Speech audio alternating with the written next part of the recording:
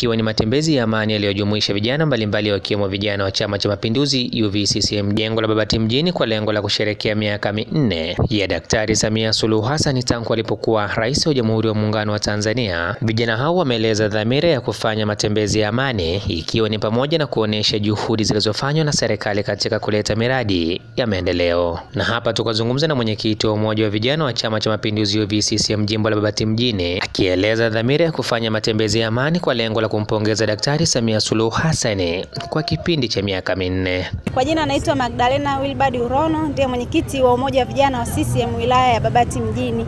Napenda kumshukuru Mwenyezi Mungu kwa kutupa fursa ya kukutana siku ya leo kwa ajili ya kuadhimisha miaka 4 ya uongozi wa Daktari Samia Suluhu Hassan.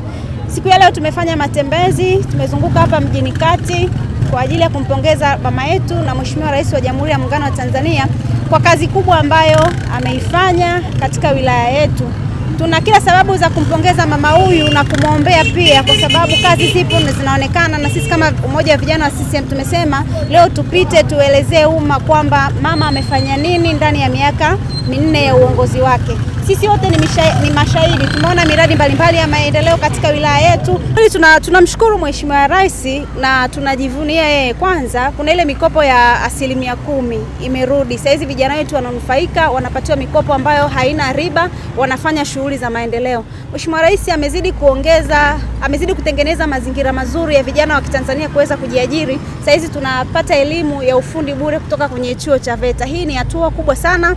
Sambamba na hilo tunashukuru wilaya ya Babati mjini tumepata fursa, shule ya wasichana ya Manyara Girls imejengwa katika wilaya yetu. Tunashukuru sana kwa hilo. Sambamba na hilo, sasa hizi huduma za afya zimeimarika, kwenye hospitali zetu kuna vifaa vya kisasa, lakini hapa katika hospitali yetu ya wilaya, hospitali ya Mrara, kuna jengo la wale watoto ambao ni njiti. Hii ni hatua kubwa sana. Sisi kama vijana wa Babati mjini tunasema mama mitano tena.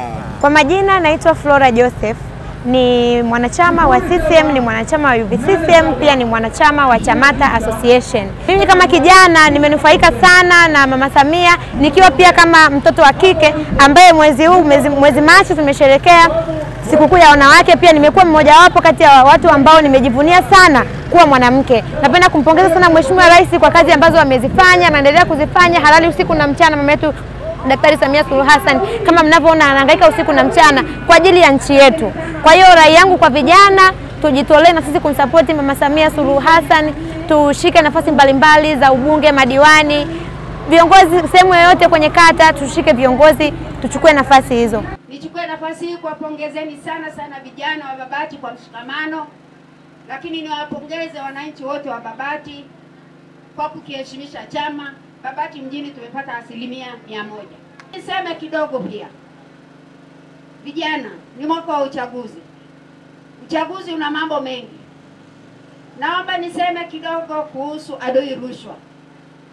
Adui rushwa hajawahi kutenda haki, kwa sababu utamchagua kiongozi kwa sababu alikupa chochote. Naomba tuchague viongozi kwa sababu ya uwezo wao, ili kesho waungane na jemadari mkuu Daktari Samia Suluhu Hassan kutekeleza ilani ambayo itakuwa imepangwa kwa 25-30. Nikiripotia Dodoma TV kutoka hapa mjini Babati mkoani Manyara. Mimi ni Kitana Hamisi, Kimvuli cha Jamii.